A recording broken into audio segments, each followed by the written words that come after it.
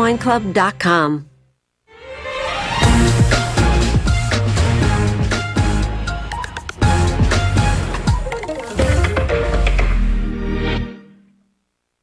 Hello and welcome to TCM. I'm Dave Karger. Tonight we're going to be looking at a very exclusive club, actors and actresses who won a Tony Award for playing a role on Broadway, then took home an Oscar for playing the same role in the movie adaptation of that Broadway production.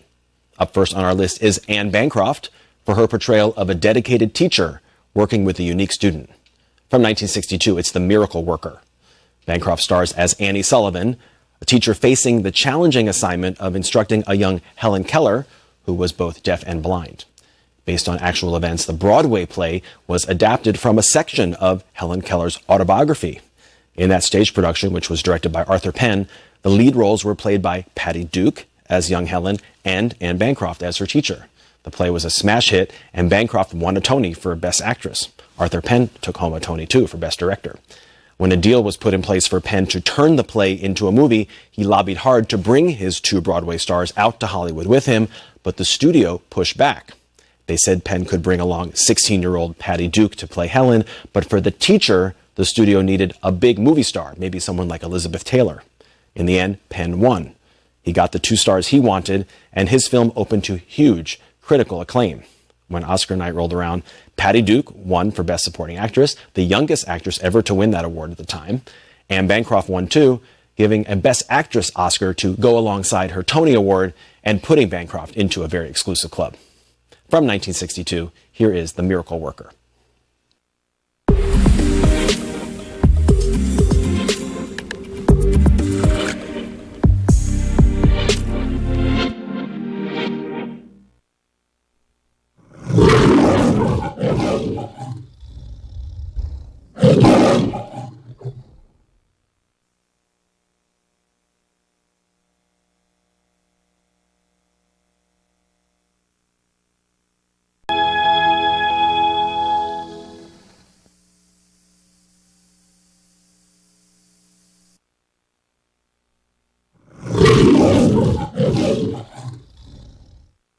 Anne Bancroft took home the Best Actress Oscar for her impressive performance in The Miracle Worker.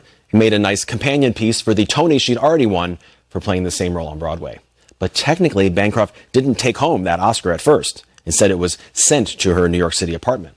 Despite her nomination, Bancroft chose not to attend the Academy Awards ceremony that year. The list of the other Best Actress nominees was quite impressive, including Bette Davis, Katharine Hepburn, Geraldine Page, and Lee Remick.